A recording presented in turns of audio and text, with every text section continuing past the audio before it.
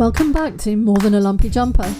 This week, it's Loneliness Awareness Week from the 10th to the 16th of June.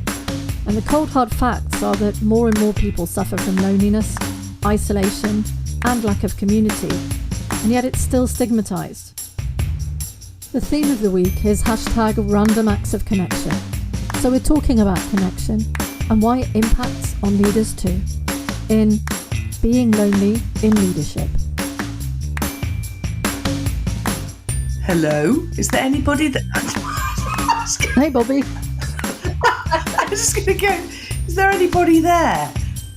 Which seems like a very apt thing to say with our topic for today. The 10th to the 16th of June this year is Loneliness Awareness Week, where they are looking to support, destigmatise, and mainly support people. And their theme this year is random acts of connection, which I love. And of course, has been a topic that we've explored before, Bridge. But I think the thing that I found most stark when I started having a look at the website for Loneliness Awareness Week is that in actual fact, in demographic terms, the loneliest group are 16 to 24-year-olds. So, of course, I, rather than being curious, went for the emphatic, that's because of the digital age, social media, blah, blah, blah. But I then went looking a little bit further. And in fact, this issue that we have around loneliness, what they actually refer to as an epidemic, stems back from the 1950s. So it's not a recent thing. And what they were saying there is that it became more prevalent because of social dislocation, I think they called it, that the level of mobility that, where people would stay in the same place the whole time rather than families getting dispersed or moving away from each other. That was the first issue that created these levels of loneliness. And then when televisions again became much more prevalent, people stopped going out as much. They didn't go and invest in community groups because they just stayed at home. They stopped inviting people round. So yes, we have the digital revolution now, but I was quite interested in the history that Robert Waldinger, a Harvard professor, coming at this with where this epidemic started, which of course is now quite significant and quite a worry. Was there anything in what you read that suggested why it particularly impacts 16 to 24-year-olds? Because all of the things that, that sort of the breakdown of that sort of really close-knit community, TVs, etc., that doesn't sort of explain why it's 16 to 24-year-olds. I kind of, when I was listening, I was sort of thinking, is that because still they're sort of grappling with who they are and, their brains aren't fully formed yet? I think it's about 23 years old when all of the brain is fully formed or grown. And then, that there's that whole thing as a teenager where you're still trying to work out where you fit in and whether you want to be your own person or going with the crowd. All of those sort of things can be very confusing. I'm, glad I don't ever have to go through being a teenager again. Yeah, I just wondered why it specifically is 16 it didn't go into any great detail, but I guess... maybe this is us surmising, and people who are listening to this will have other suggestions as well. But it talked about strong ties and weak ties, and the strong ties are we those that we share history with, life experiences, our family, our friends, and even in that, I wonder how strong their ties are when so much is done through a screen, in particularly with their friends. I think about, I've got children who are a range of ages, but with my youngest, she would often talk about all of these people that she knew, and I'm putting new in inverted commas, and that's because loads of followers on Instagram, who they had on Snapchat. So whilst they allegedly knew lots of people from a vast range of schools, they'd never met them. So those strong ties of friendships are very different, and I don't think they're very strong at all. So that's the first level to it. And then when they talk about weak ties, which are acquaintances, familiar faces, friendly strangers, the dog walker, the person that you get your coffee from in the morning, or those sort of like elements, or people you just share a moment with.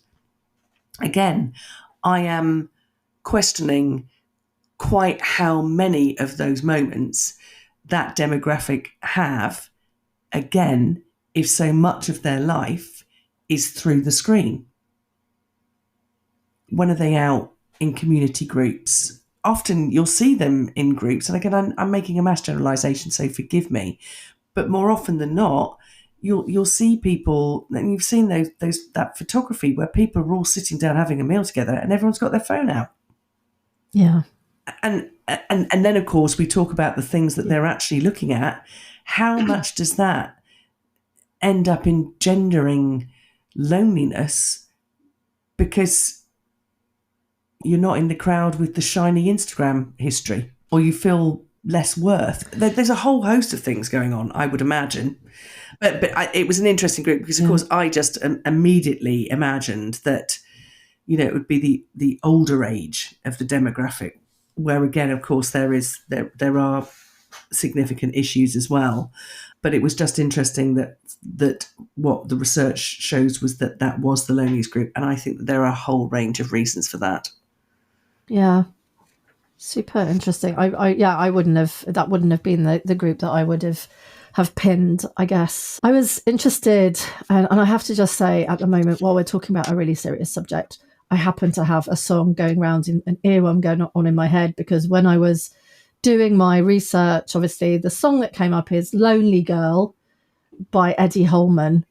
I don't know, you must know this song, or am I just being really weird? But yeah, I it's like Lonely Girl, and that's just going on in my head right now, so I'm trying to make that quiet so that I can. I immediately thought you were going to say Elvis.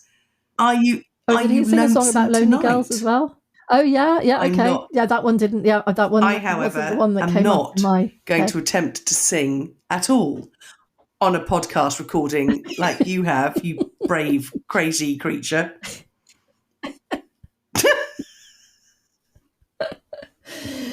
Okay, right, fine. Okay, so moving swiftly on.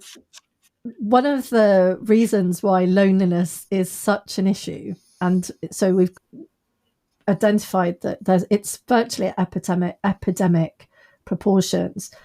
Why is that a problem? Well, there's a guy called Vivek Murthy who was the Surgeon General of the US, and he's written a book called Together. And from his research, they found that the health impact of loneliness rivals obesity. And bearing in mind how dangerous and prevalent obesity is, and the impacts that obesity has on the population and the cost to society as well as individuals, that's really quite terrifying. And I hadn't realised that the impacts were so huge. But in terms of other things that it does, I was reading a Forbes article that I'll stick in the resources, but you dampen your feelings. So if you're feeling lonely, you kind of end up dampening all of your feelings. It has this impact. So it's harder to be happy. It's harder to find joy. And we talked about how important being happy is for a leader, and being happy with happiness. It makes you more intolerant of others. You lack empathy. You're less resilient. And we've just done an episode on resilience. But also you tend to create an echo chamber because it's self-soothing. And so it shuts down dialogue. And so that's obviously a direct impact on the team, but also anything that's impacting on a leader and how they're modeling, how they are interacting with people is always going to impact on how the team feel and how the team interact. And so this issue of loneliness more generally is obviously really important. But in terms of a leader, and it really becomes key to organizations, as in it impacts on organizational capacity and function, etc. And I just wanted to maybe have a little chat about why maybe leaders do suffer from this, particularly suffer from loneliness. And because I'd seen some discussion about, it impacts on new leaders particularly. And I know we're going to do some episode at some point about young leaders. But, when you're a newly promoted leader, either promoted from a cohort that you were with or promoted into an organization, that the potential for loneliness is huge. I absolutely, yeah. Yes, I could talk for hours on this, but and I'll try not to. I can feel another soapbox moment coming on, but I think that this is exactly why I like to pitch the coaching that I do at those individuals who are taking on a leadership role for the first time, for exactly this reason. And my experience of this, actually for myself, which is probably why at my heart I feel very committed to this, because I don't want it happening to other people. But you have that moment, and it'll be different for everybody, but here's my experience of it, and I feel that it's been the experience of people that I've coached as well, that you've got to prove yourself. You've been given this opportunity, and it's worse if you have been promoted in-house, because suddenly you are not the same as your peers anymore. And so all of those connections have to change.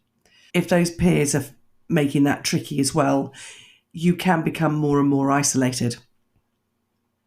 And if you haven't got a company that have looked to get you a coach or somebody to help you in working out what your new connections need to look like, where do you need to create networks? Where do you need to create community? Who do you need to ask? It can get very lonely. And that whole element of lonely at the top, I think, is a real thing, especially when you're striving to be the best you can be in the role that you've actually got. And of course, we've done loads of episodes now where we fully appreciate that is absolutely the moment when you should be saying, I don't know how to do this, or I need help with this. I'm new in role. Can you help me? All of those sort of elements are just not the thing that comes naturally, because you don't want to be seen as lacking when an organisation has recognised you by giving you the promotion. So, there's the what you can do for self, but also the organisation making sure that support in repositioning you in that role to stop you from being lonely, or that level of loneliness, to prevent that from happening. Because all of those things that you were just saying about the suppressing emotions, the lacking empathy, the feeling more uncertain, it is in those early days where those new leaders need the most help. And it's also in those days when it goes horribly wrong and it stays wrong. Yeah, I also think that there's when you become a leader, there is a sense of responsibility. You've got more on your shoulders. Other people are relying on you. You're responsible for achieving things. You're responsible for the well-being of people. And that also weighs on people, so that if they're struggling, working hard, but then struggling to balance work with the sort of life outside of work with their family and friends, they become isolated from that support that would innately come from their friends and family. We've talked about silos, and we've talked about collaboration in a couple of episodes. And I think that also, as you said, organizationally can play into really pushing this sense of isolation, this fear of showing vulnerability. So yeah, I was interested to see Simon Sinek. So he has a video out, or there's a video of him out. I think he's talking at the Entrepreneurship 2019 something. And we all know he has a bit of a love affair with the military. He thinks the military are awesome. But he's talking particularly about loneliness in leadership. But he says that actually for veterans, for people who leave the military, it's really, really hard, because they're very used to having this sense of camaraderie, this sense of someone who understands and someone that they trust and rely on. And to then go into organization, where actually it's much more cutthroat, and actually in often many places it's all about me succeeding, all about what I can do, that it's really hard to make that transition from a place where you're used to having that sort of level of community. Even if you don't like the people, particularly in your platoon or your troop, there still is that sense of that you've all got a common goal, to then going into a position of leadership, that it can be lonely. I wonder, did you experience that when you? Absolutely. And I ended up getting promoted to quite a senior role really quite quickly.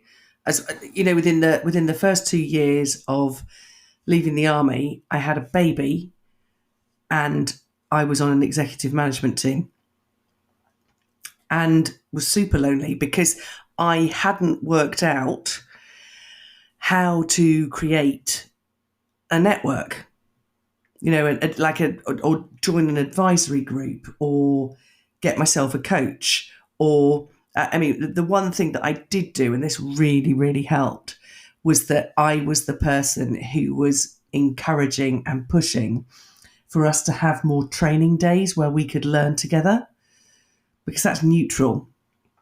So I learned an awful lot from there, but I didn't really get it right in my first 5 to 6 years, I think, really, which made it really quite hard. And yet I've always also had this thing where it's allegedly lonely to be the leader, but I've really wanted to know the people that I work with, to be quite close to them. And, so I have struggled with boundaries some of the time as a result of that, because I get very involved with the people that I work with. But at the same time, that has helped with not having those feelings of loneliness. But it's maybe that I'm not as lonely because I've pitched fully in with the team, rather than actually pitching in with my peers, where I didn't want to appear vulnerable or that I hadn't got it all quite right. I definitely didn't want to be pitching in too close to governing bodies and the board. So I probably didn't make the right connections. So I could sit in a board meeting and feel super lonely, even though I was surrounded by people, because I thought, there is nobody here who has my back.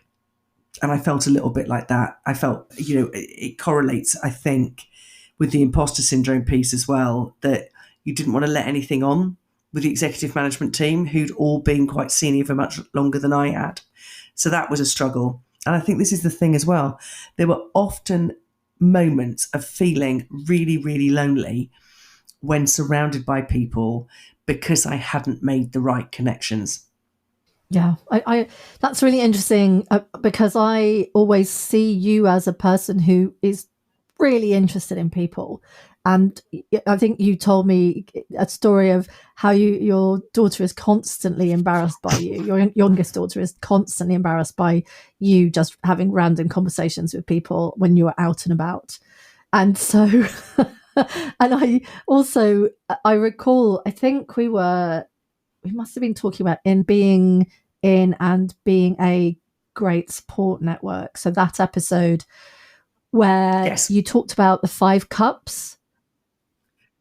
Can you go through that again, just to recap? Because I thought that was, when I'm thinking about, it's all very well saying to young leaders or new leaders, like, right, okay, you've got to make the contacts. It's really important. But actually the question then comes about is like, how do I do that? Particularly if I'm an introvert, particularly if I'm not naturally gregarious or don't feel comfortable just having random conversations. So I think that the random conversations people have got worse as I've got older. And when I realised how much it wound my youngest up, I did it all the more. Sorry, not sorry. But there's a few things here that I after that slightly excruciating of not having got it completely right for myself, what have I learned along the way?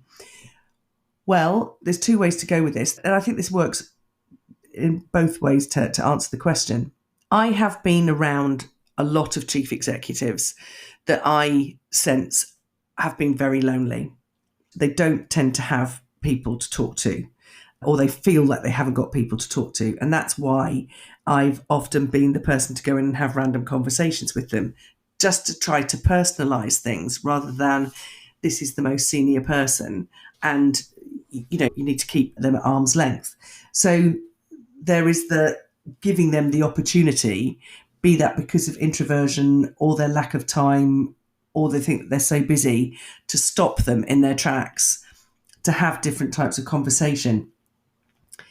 Actually, I have often also been the person to personalize them to other people by speaking about them or mentioning them when I'm out and about doing my random conversations. So they become more of a human rather than a person just sitting in their office. And of course, then the key to that is dragging them out of their office and introducing them to people, or to create opportunities where they've got to be around people. So it's about meaningful connection. This is the other thing I keep reading as well. It's not just the nod or the hello. It's something meaningful. It's asking questions. It's being really interested. And so sometimes I have been the person to make those opportunities happen, because chief execs or leaders, not just chief execs, but leaders in general, haven't found that easy to do for themselves. So I like helping out others. And then I have a range of things that I do, 5 cups being one of them. So let's talk about that one first. That is around the setting yourself an objective of having 5 cups of coffee with 5 people that you don't normally work with, don't normally share space with, or whatever it might be, from across an organisation, to start creating those weaker ties that become stronger ties because you are building out your network. So that is one, and I firmly believe that can still be done virtually as well as face to face. Just because we don't have the same office environment, you can still say, "Can I grab 15 minutes just to say hi?" and have a virtual coffee with somebody, and set yourself at the 5 over whatever period that might be. It might be in a month or whatever it might be, but stick to it. So that definitely is one. I'm thinking more also about some of the things that I used to do as a leader myself. And again, this has been honed over a number of different jobs, but I was an organisational development director once, so I was called an odd. I rather liked that. I thought that fitted very nicely. So I used to have odd drop-ins. Yeah. So they were always in my diary, and they went out to the whole organisation, and people could just book in to come and have a chat. They might have an idea for me.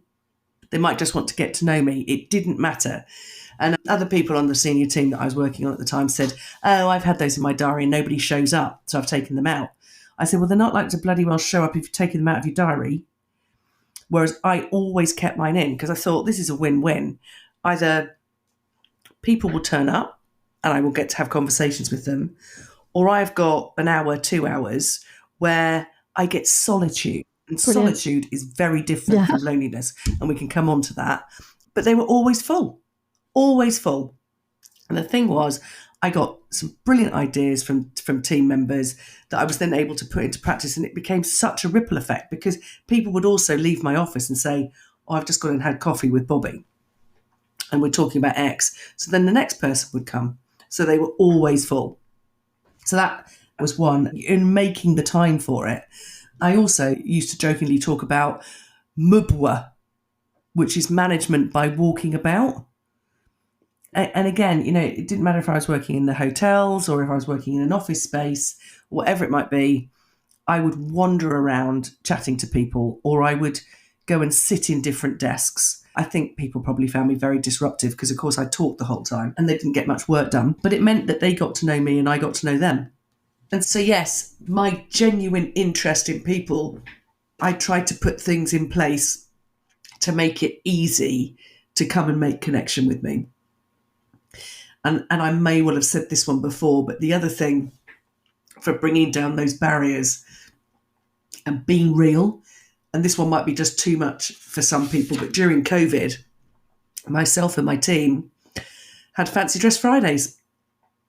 And everyone was expected to turn up in fancy dress for a drink together at 4:30 on a Friday, where I was able to thank them for the umpteenth horrendous week we'd had, dealing with 23 hotels in lockdown but it just sort of like leveled things off. But that's the type of connection that allows you as a leader to really flourish, in my humble opinion.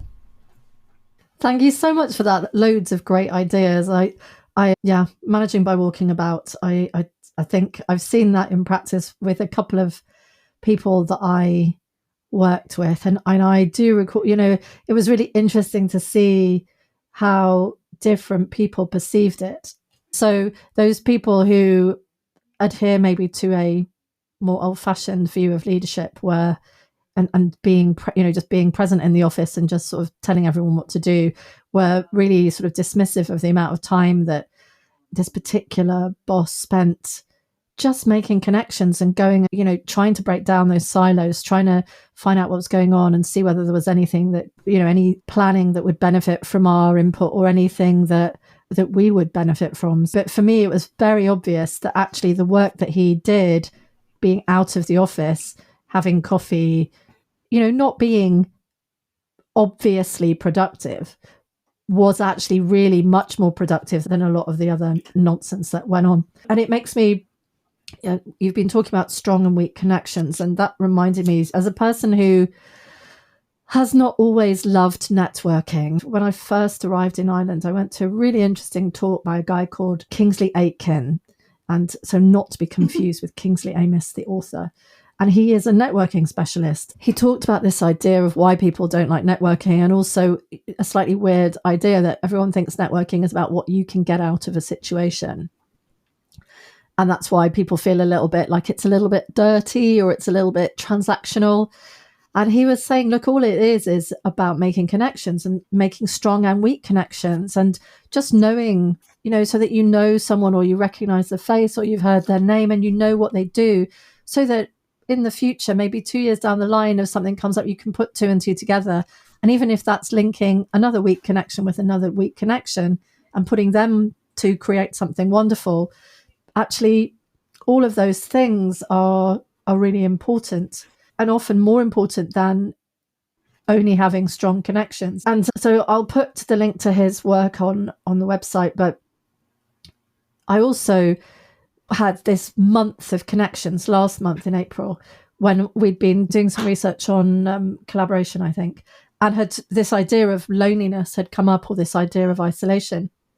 And I thought, again, yeah, you know what? I spend a lot of time just sort of liking people's stuff on Facebook, or sending a little quick something on WhatsApp. But I haven't, there's quite a lot of people that I haven't had a proper juicy conversation with for a long time. And I went through my WhatsApp connections and just reached out, sent messages to people and said, hey, haven't spoken to you in a while. Do you fancy a chat? And I was really overwhelmed by the number of people who got back to me saying, yeah, I'd love to, and like really quickly, which was a real indication, I'm sure, not just of how wonderful I am, but of how people are missing connection, that speaking. And so, yeah, absolutely. Most of those chats were remote. They were still not together, but we spoke, and we either videoed or had audio. Others were, I went for chats with people in Cork, but it was such a nourishing experience. It really felt lovely. Every single chat I had, I came away with a big grin on my face, feeling completely sort of full up of sort of joy and excitement, and having really felt a connection. It was so nice. And then I did a LinkedIn post on it, and actually then got a whole load of other people saying, well, you didn't contact me. So I was like, okay, right, well, that's another couple of weeks worth of connections. But interestingly, a lovely friend of mine, Fiona Galbraith, who is ex-military, she's also an Army alumna, and runs an organisation called Rural Link Training. And she's a super interesting woman, actually. But she posted, well, I don't know what all this making plans to, putting it in the diary to have a chat. I just pick up the phone to people and have random conversations. And so I was a bit schooled by that. She's absolutely right. I think there's an element of, I have a little bit of anxiety in terms of just being, I have some anxiety about the phone, weirdly. I don't quite know why, but it's something I am going to try, is just like ring people But and see if they want to have a chat. It's so true that, because thanks for your note. I found this Mark Granvetter, who says that this whole business about creating ties is about the bridge to new networks, people, information, etc., etc. And he also talked about, that the greater the number of interactions that we're making is directly correlated with our experience of happiness, which you've just rightly pointed out, and a greater sense of belonging. So yeah, it's how do we find the ways, because it's a practice. You have to build the muscle. So it's a bit like you're saying about you're to the phone. The only way that the aversion will disappear is to practice more. Yeah, I agree. And it's a bit like going to the gym.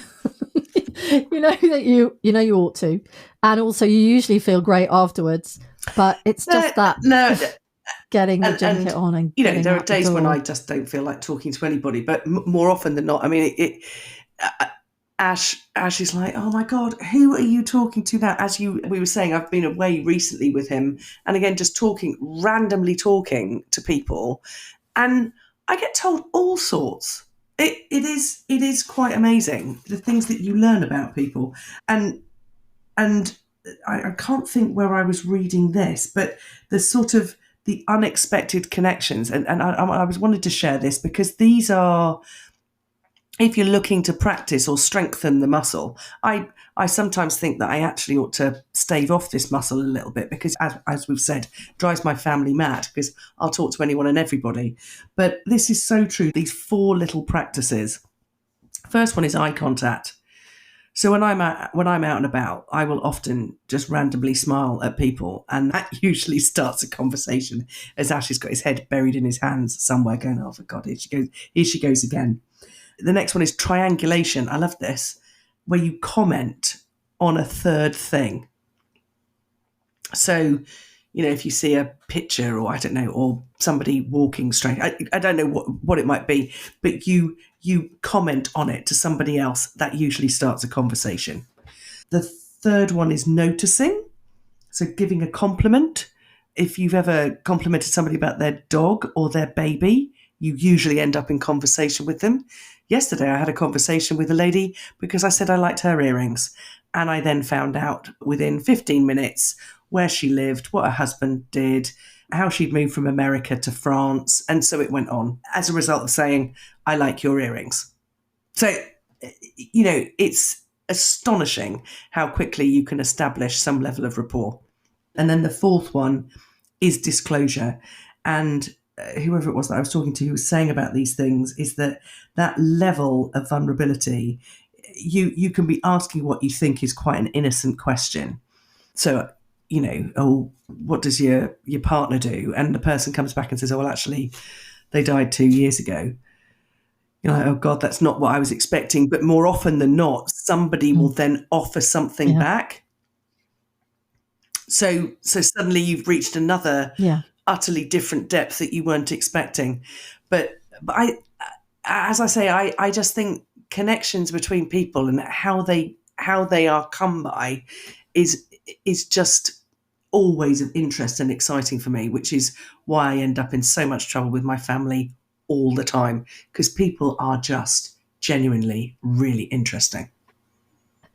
I was thinking about sort of ways for people to maybe get that connection without, as we said, starting up random conversations. Although all of those, I've experienced probably all of those, and the complimenting one, I've found really both ways. When people have said something to me, or I've said something to them, I've had really great, interesting conversations, and ended up making friends with people. Sometimes is maybe joining things.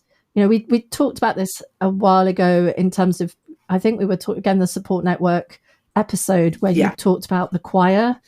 And so I was thinking about, if you can't just speak to someone randomly, joining something where it's less scary to have a conversation, because actually you're all part of one group, and it's more natural to, if you're sat next to somebody or you're doing something together, you can strike up a conversation without feeling awkward. I joined Toastmasters, which is a public speaking organization, when I first arrived in Ireland, and have made some lovely friends. And, there's a lovely network, a lovely community there, people who are all very kind and generosity of spirit. Other things that I've looked at, even though I've already expressed my hatred of yoga, go to a yoga club, go to a gym class, go to a knitting class or a chess club or a book club. And even these can be online. My mum, bless her, who's 84 years old and struggles with her mobility often, but she's a member of some online book clubs, online discussion, sort of philosophical discussion groups. She's joined there's a thing called the University of the Third Age. So she's done various training things or classes with the U3A, all of which are online. And she's still got a couple of things that she tootles down to if she's able to do face-to-face, because I think it's important too. But I think that joining things is a really good way to help to counteract or try to counteract. I completely agree. So I'd written this list of what are the practices that you should be in to build your social muscle, or which aids or combats the feelings of loneliness. And one of them was about, the way I'd written it was, look for weak ties you'd be interested in. And so, as you're rightly pointing out, whether that's virtual or face to face, it may well be that you just stay as acquaintances, friendly acquaintances with some of these people, be it in the choir or, Toastmasters or whatever, or new lifelong friendships get born. You just don't know. But it's putting yourself into something that you'd be interested in. And it's not having to necessarily be into the trying not to be scared of just starting to chat to people, which, as I say, is my favourite pastime. But the other one that I thought was interesting as well in the combating of loneliness was the new rituals and routines. So if you're going out for a walk every day, go at the same time or on the same route, and you may well start bumping into absolutely the same people, so that you can then start with the courtesies, but that might turn into something more of a conversation. And then the other one that I thought was good as well was turn strong ties into weak ones. And what I mean by that is that, we talked right at the start about the social dislocation, people moving away or family not being so close to each other all of the time. But you could check in. It doesn't need to be the long conversation on the phone or whatever it might be. My youngest and I probably send something ridiculous that we've seen on Instagram to each other every day, which means that we're connected. And we'll have a laugh, or we might have a little text message. But it just makes me feel that much closer to her, even though she's 3.5 hours travelling away. We have a family WhatsApp group. So the age range being, well, not that he's got his own, but my grandson at 2.5, his picture's on there quite a lot. And the age range goes all the way up to 84. But again, it keeps us all connected. So, it's just little things like that. And I think that there are so many things that we could actually do. And all of those things are translatable into the workplace. Yeah, absolutely. And circling back to one of the things you said very near the beginning is that, actually organizations have to play a part in that, because it's not easy if you've already started into sort of a cycle of loneliness or feeling isolated. Sometimes it's very difficult to see your way out of that or to find the solutions, because it is something that you have to do, that you have to take steps to do. It's not something that just sort of randomly happens, that suddenly you've got these connections and these friends in this community.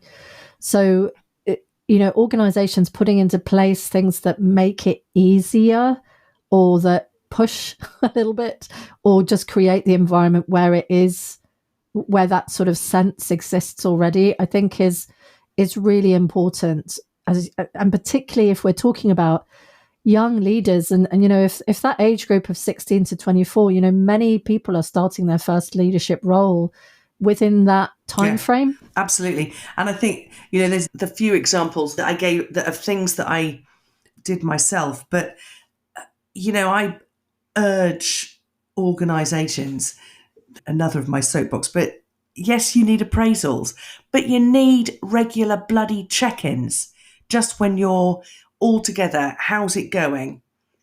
What's happening in your world, whatever it might be, the team building activities to build those connections and camaraderie, the social events, the video calls, there's all of those sort of things that organisations need to be making sure that they are making time for, because people will be happier, they'll feel like they belong, there'll be that sense of safety, they will produce more, they will deliver more, because they've got greater capacity, because they feel looked after and heard and seen and connected. There's a book that I'm going to put in the chat as well by Shasta Nelson, which is The Business of Friendship. And I'm not asking everybody to go out and start forming lifelong friendships with everyone that they are acquainted with at work. But those ties, the courtesies, the being interested in each other, all of those sort of like elements build, and we've talked about dynamic teams before, but build for better community at work and people not feeling lonely. The other one that I wanted to say about the whole business, about investing as leaders time in these things, is to have your eye on the long term. Because the fact is that if you can do these little things, sitting somewhere so people can say hello to you, the drop-ins, all of those sort of like elements, when it comes to the big stuff, the big town hall meetings or whatever it might be, everyone's like, I'm listening to her because I trust her, because I know her. So it works for what the business needs in the longer term as well. Yeah. Great. Well, thanks, Bobby, for all those really insightful and practical suggestions. Do you have a quote? I do. We didn't really get onto this, but I think that this is enough to just leave this with. This quote from Hal Tillich, who says, loneliness expresses the pain of being alone, and solitude expresses the glory of being alone. So maybe we need to do a whole episode on solitude at some point too. Awesome. Let's look forward to that. Bye. Thanks, Bobby. Thanks for listening. All of the resources are on the More Than a Lumpy Jumper website and on the podcast page. Next week, it's Armed Forces Week, and we are celebrating lifelong friendships forged through shared experiences, both good and bad. We'll be joined by two funny, talented and wonderful women who just happen to be amazing friends of ours. The fantabulous Lieutenant Colonel retired Sally Purnell and Lieutenant Colonel Wendy Fawkes, MBE. In Being with Lifelong Friends. See you then.